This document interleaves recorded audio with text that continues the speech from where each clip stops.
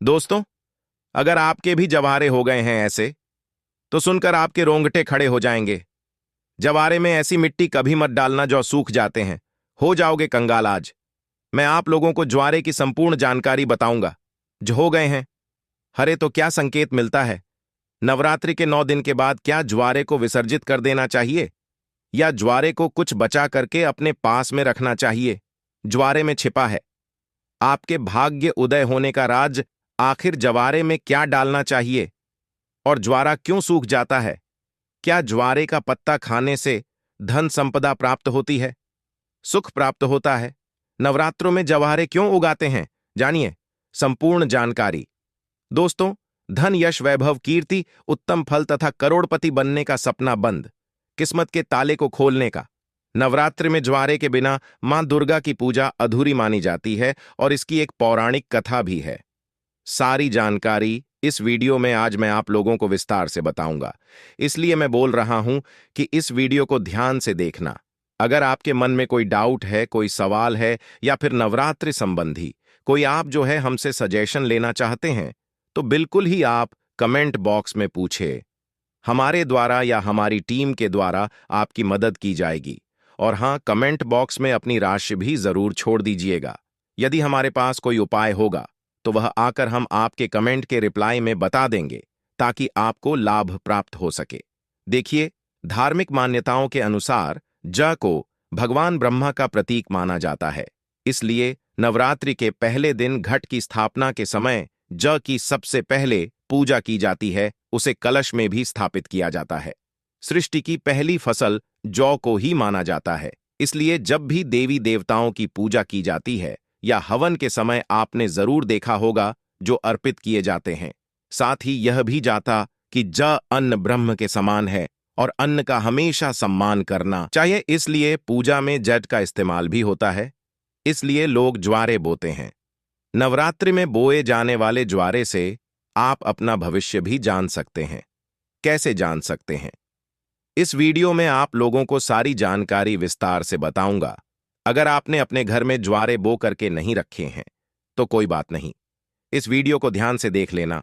आपको किसी ना किसी माध्यम से ज्वारे विसर्जित करते समय कुछ ना कुछ ज्वारे आपको प्राप्त हो जाएंगे। इससे आप अपनी बंद किस्मत के ताले खोल सकते हैं। दोस्तों, वीडियो ध्यान से देखना। और हां, अगर आपको हमारी वीडियो में बताई गई जानकारी अच्छी लगेंगी, वीडियो पसंद आएगी, तो वीडियो को लाइक कर हमारे चैनल वास्तु सफर को सब्सक्राइब जरूर करना, और कमेंट बॉक्स में जय माता दी जरूर लिखना। जो भक्त सच्चे दिल से कमेंट बॉक्स में जय माता दी लिखता है, तो माता रानी का उसको प्यार मिल जाता है।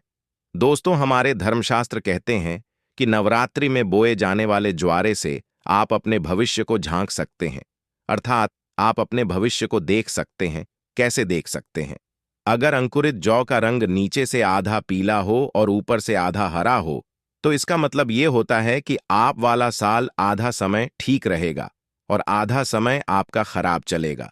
यदि जो नीचे से आधा हरा है और ऊपर से आधा पीला है, तो इसका मतलब ये है कि आपका शुरुआती समय ठीक से बीतेगा, लेकिन बाद में आपको परेशानी का सामना करना पड़ेगा। आपको घबराना नहीं है। इससे हम आपको छुटकारा पाने का तरीका भी बताएंगे। इसीलिए अंत तक वीडियो देखें, क्योंकि अधूरा ज्ञान हमेशा लटकती तलवार की तरह ही होता है। दोस्तों, इसी के साथ ही जौ सफेद या हरे रंग में उग रहे हैं, तो यह अत्यंत शुभ संकेत है। अगर ऐसा है, तो माना लीजिए कि आपकी पूजा सफल हो गई है और आने वाले समय में खुशियों के दरवाजे आपके खुल जाएंगे। जो अगर सूखी और पीली होकर के झरने लगे, तो इसे अशुभ संकेत मान सकते हैं।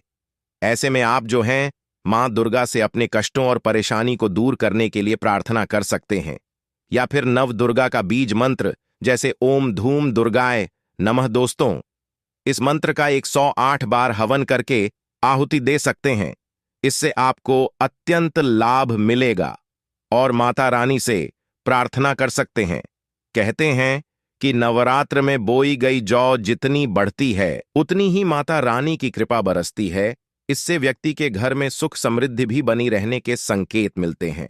मान्यता है कि यदि जज के अंकुर 2 से 3 दिन में आ जाते हैं, तो यह बेहद शुभ होता है, और यदि ज नवरात्रि समाप्त होने तक ज न उगे, तो यह अच्छा नहीं माना जाता है।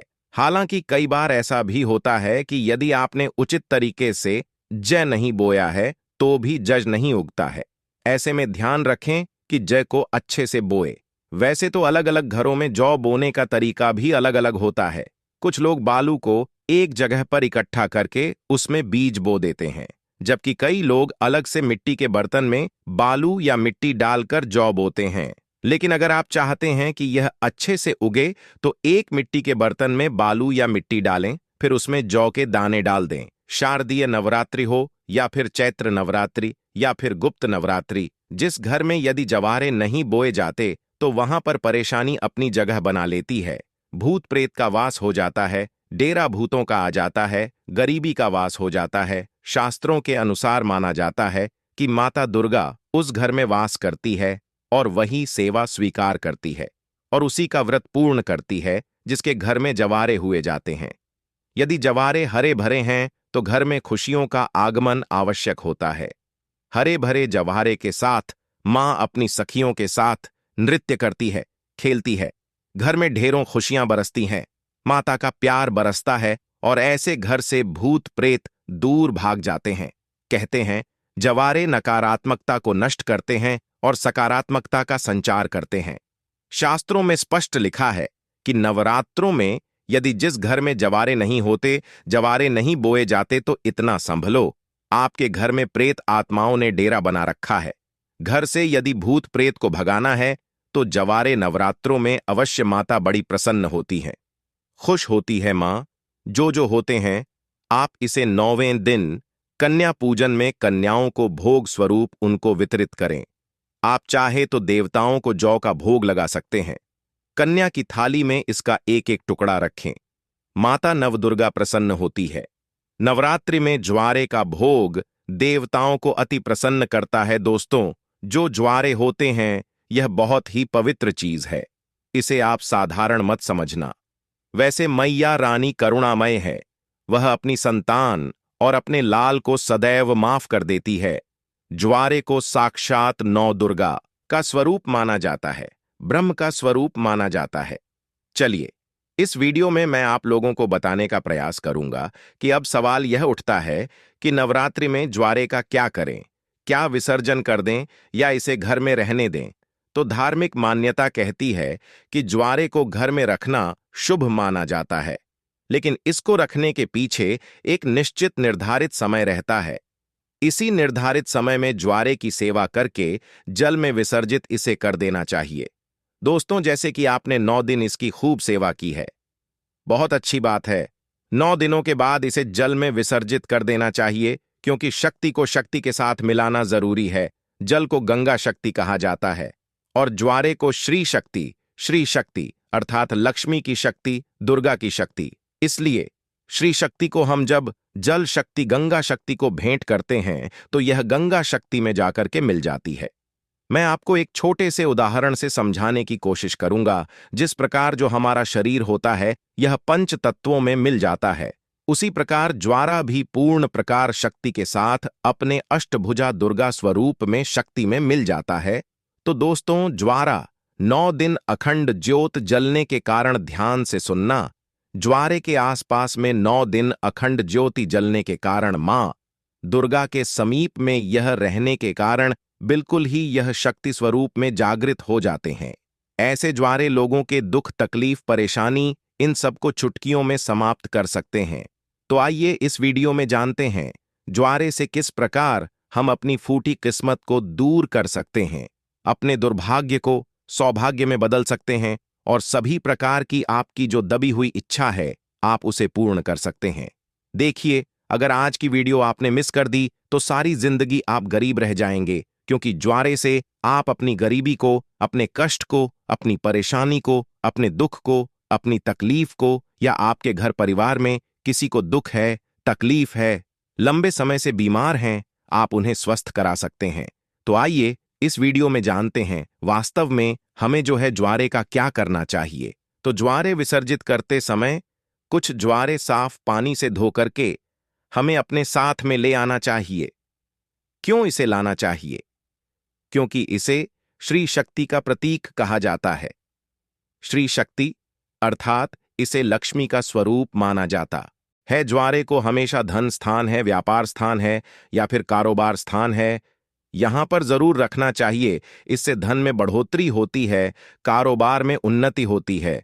अगर आपकी दुकान ठीक से नहीं चल पा रही, कारोबार में आपको बढ़ोतरी नहीं हो पा रही है, या फिर आपका धंधा पानी अच्छे से नहीं चल पा रहा है, निरंतर आपको नुकसान हो रहा है, तो बिल्कुल ही ज्वारे की कुछ पत्तियां आप अपने व्यापार स्थान में, धन स्थान में जरूर रखिए। आपके धन में बढ़ोतरी होगी, कारोबार में तरक्की होगी और आप जो भी बिजनेस करें उसमें आपको लाभ मिलेगा, ऐसा भी माना जाता है। ज्वारे को पीले वस्त्र या लाल वस्त्र में लपेटकर ऊपर से मौली धागा बांध करके अगर इसे पैसों के स्थान पर रखा जाए तो इससे कभी भी पैसों की कमी नहीं होती, क्योंकि यह श्री शक्ति के कारण यह जागृत हो जाते हैं। श्री अर्थात लक्ष्मी, यह पूर्ण रूप से लक्ष्मी की शक्ति कहे गए हैं। इसी के साथ यह भी कहा जाता है, कुछ लोग यह भी कहते हैं, हमारे ही बहुत से लोग हैं संपर्क में जुड़े हुए, तो बहुत से लोगों का यह भी मानना है कि ज्वारे को थोड़ी सी मात्रा में अपने पर्स में जरूर रखना चाहिए, और आप में से अधिकतर लोग ज्वारे को अपने पर्स में जरूर रखते होंगे। अब इसके पीछे का कारण मैं आप सभी दर्शकों को बताना चाहूंगा। जिस प्रकार इसे धन स्थान में रखने से यह धन की कमी नहीं होने देता, उसी प्रकार यह पर्स में रखने से आपके पर्स में कभी भी पैसों की कमी नहीं होने देता, क्योंकि पर्स को भी धन स्थान कहा जाता है, लक्ष्मी स्थान कहा जाता है, और यह पर्स में होने के कारण हमेशा आपके पर्स को नोटों से भरे रखने का काम करता है। दोस्तों, किसी भी श्रेष्ठ मनोकामना के लिए 5 ज्वारे के साफ एवं स्वच्छ पत्तियों को देवी पुराण है या दुर्गा सप्तशती दिव्य जो किताब है, माता रानी की दिव्य किताब है, जैसे कि देवी पुराण है या दुर्गा सप्तशती है, यह सब दिव्य किताब कही गई है। तो मनोकामना बोलते हुए आपको इसमें आपको दबाना होता है, तो मां भगवती की कृपा से कुछ दिनों के बाद वह मनोकामना पूर्ण हो जाती है। लेकिन जब भी आप यह उपाय करेंगे, आपको गुप्त रखना है, इसके बारे में किसी को बताना नहीं है कि देखिए जो ज्वारे हैं बहुत ही पवित्र चीज है, कभी भी इसके बारे में आप लोगों को किसी को नहीं बताना चाहिए। और एक बात, बहुत से लोग आप में से ऐसे दर्शक हैं जो बोलते हैं ना गुरुजी, हमें ताबीज बनाना सीखना है, तो क्या करें?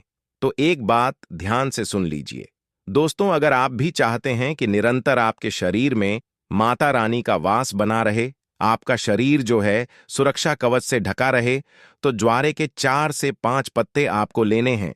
चांदी का ताबीज या तांबे के ताबीज में इसे डाल देना है, और धूप बत्ती आपने न दिन तक माता रानी के लिए जो धूप बत्ती जला करके रखी है, जो भस्म जला करके रखी है, गोबर के कंडे की वह भस्म लेना है। माता रानी को जो आपने अचर चढ़ा करके रखे हैं, जिसे हम पीला चावल बोलते हैं, वह आपको लेने हैं और इसे आपको ताबीज में डाल देना है। यह तीनों सामग्री को आपको ताबीज में डाल देना है। माता रानी का ध्यान करना है, अगर बत्ती या फिर धूप का धुआं दिखाना है, आपने जो ताबीज बना करके रखा है उसमें, और आप जो है इसे नवरात्रि के बाद किसी भी दिन धारण कर सकते हैं, तो यह आपको हमेशा सुरक्षा कवच की तरह ही आपको फायदा पहुंचाएगा। किसी भी प्रकार की आपकी यह दुर्घटना नहीं होने देगा। आप जहां भी जाएंगे, जिस भी क्षेत्र में जाएंगे, उस क्षेत्र में यह मित्र की भांति आपकी मदद करेगा, आपको तरक्की दिलाएगा, आपको सफलता दिलाएगा। आप में से अगर किसी के घर में कोई लंबे समय से बीमार पड़ा है, जो कि ठीक नहीं हो पा रहा है, डॉक्टरी दवा सही चल रही है, कभी कभी नकारात्मक शक्तियों के कारण जो है स्वस्थ नहीं हो पाते हैं, शरीर में निरंतर बीमारी आने लगती है, तो ज्वारा का एक जबरदस्त गुप्त चमत्कारिक प्रयोग बता रहा हूं। यह प्रयोग अपने तक सीमित मत रखना, इसे और लोगों को जरूर बताना, इससे समाज में कल्याण होगा। तो कोई ऐसा व्यक्ति है जो लंबे समय से बीमार पड़ा है और ठीक नहीं हो पा रहा है, ऐसे व्यक्ति को ज्वारे की कुछ बूंद ध्यान से सुनना, ज्वारे को अच्छी तरीके से पीस करके कुछ बूंद आपको निकालना है, और इस रस को नाक के माध्यम से, अगर बोलने में समर्थवादी हैं, स्वस्थ हैं, लेकिन बीमारी ठीक नहीं हो पा रही है, अर्थात स्वस्थ का मतलब ऐसा है कि बोलने फिरने में जो समर्थवादी हमारी से, तो ऐसे व्यक्ति को जो है आप यह 1 या 2 चम्मच की मात्रा में ज्वारे के निकले हुए रस को आपको 2 टाइम सुबह और शाम में माँ भगवती का ध्यान करते हुए, माँ काली का ध्यान करते हुए, माँ आदि शक्ति जगदम्बा का ध्यान करते हुए आपको पिला देना है। बिल्कुल ही ज्वारे में पूर्ण रूप से ब्रह्म एवं माँ आदि शक्ति की शक्तियां समाहित होती हैं।